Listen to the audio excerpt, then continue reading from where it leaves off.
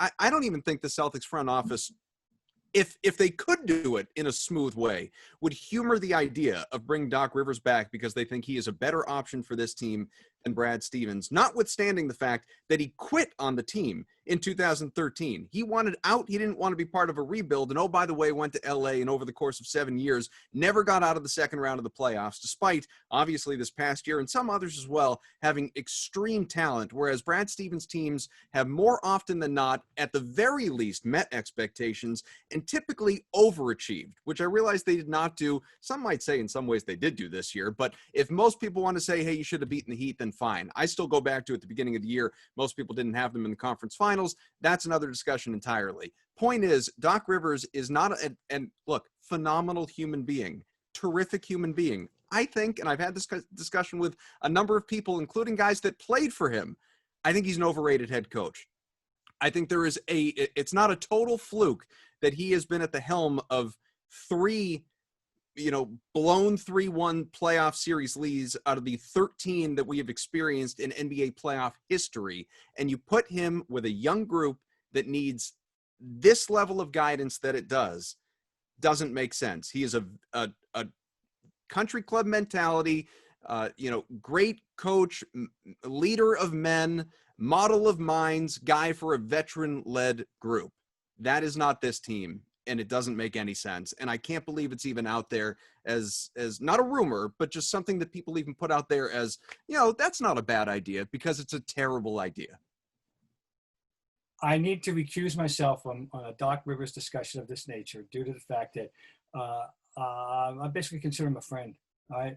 And I felt I wasn't stunned or beyond that he got let go, because I thought that having these 3-1 situations on your resume for an owner who just paid $2 billion and thought that he had was paying for a team that was at least going to get to the finals to play against, that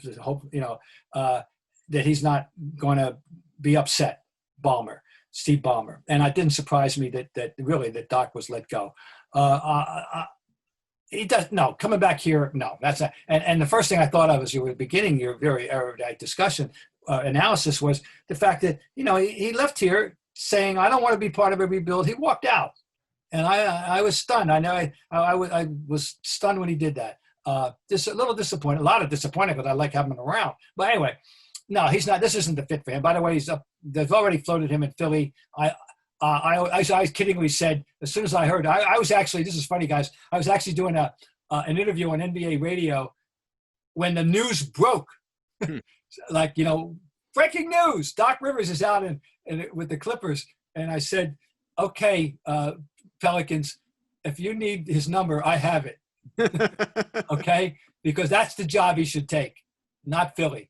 I don't know who wants it. Philly's a minefield. Unless you know what they're going to do, if they're going to get rid of either Embiid or Simmons. But I don't know you want to be fooling around with Philly. I think they're a minefield. But New Orleans, that's a different matter. Anyway, Brad Stevens. Let's just talk about Brad. And I'm not going to dispute anything you said about the ill fit that Doc would be here. He's going to be a fine fit for somebody else, but not the Celtics. You cannot tell me that Brad was in any way responsible for them not advancing any farther than they did the first 2 times they went to the Eastern Conference Finals. Okay, this year, I'm not happy. I'm not happy. I'd like to say, Brad, you better look in the mirror. Something's going on. These leads, too much. Once is one thing. I'll cut you slack. 2, oh come on. 3 times basically that it happened, and no good. Something's wrong. You got to address it. You got to, but I think he's a terrific coach. And I dare say, if he were out in the open market right now, there aren't too many teams that wouldn't say to their current coach, it's been real, but I think we need to make a move. He would be highly coveted. Don't worry about it. But I want to see how he responds to all this. I want to see, we may have to wait 12 months, not 12 months, hopefully like 9 months, whatever now. I forget where we are. We may have to wait 8 or 9 months before we have another chance to find out how they're going to react in a remotely similar circumstance in the playoffs. But they're going to be back in the playoffs next year. They're going to be in the mix, and then we're going to find out if they've learned their lessons. But I'm a Brad Stevens fan, and look, talk radio. And this is talk. You're talking mostly talk. You know, this is talk radio fodder. Understandable. It's predictable, but no. We're lucky to have Brad Stevens. He wasn't at his best in this series. Okay.